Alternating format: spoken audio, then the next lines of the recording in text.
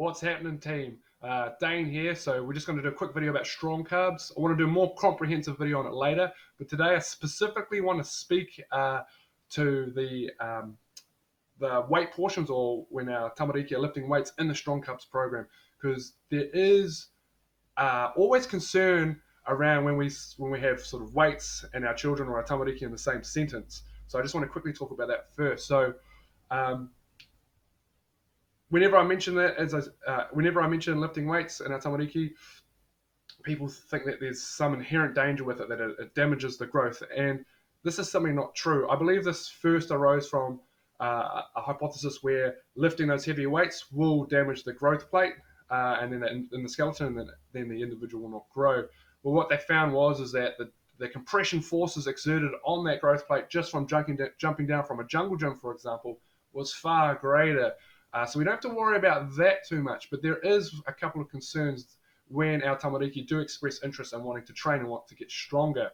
And is that they're not hormonally ready to adapt to a standard progressive overload layout that you will see when you're training your general populations or your athletes or even your elderly. So they're not going to be able to recover sort of a session by session and week by week basis if you're really trying to build muscle in them, for example, or really try and test maximal strength. And that's what we're not doing here with strong carbs with our tamariki. So what movements do we do, and what do we prioritize? So we do basic human movements, the same movements they will sort of do in play. Think about playing down the river, lifting rocks, and sort of climbing things, pulling on things, pushing on things. That's the movements we do, and we just do it in a formalized setup so we can make sure our safety and technique is there. So for example, we will do squat variations, so we can have even our smallest tamariki holding a kettlebell up here and squatting all the way down with 4 to 6 kilos, and obviously our older ones much heavier than that. We have our deadlift, which we're seeing 20 kilos or even more. And again, we're not trying to get them stronger week by week. This is just what the human body and the human being, even at that age, can do safely. Like I said, it's no different from lifting rocks in the river, for example. So what is the benefit of doing these movements if we're not trying to specifically build muscle or develop maximal strength? Well, the benefit is reaped later on in life.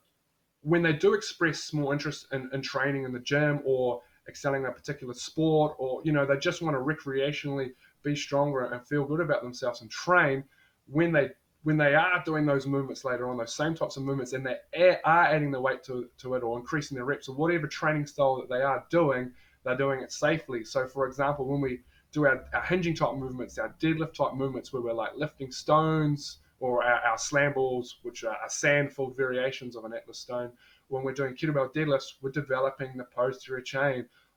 Their brain is connecting to all the muscles through their lower back, through their glutes and their hamstrings. So when they are older, their body knows where that is, and they can utilize it, rather than what we generally see in the gym is lifting all just the lower back, lack of lower body strength, and that leads to other problems there. So we're developing the nervous system, the mind-muscle connection as well, not so much trying to build muscle in these young ones.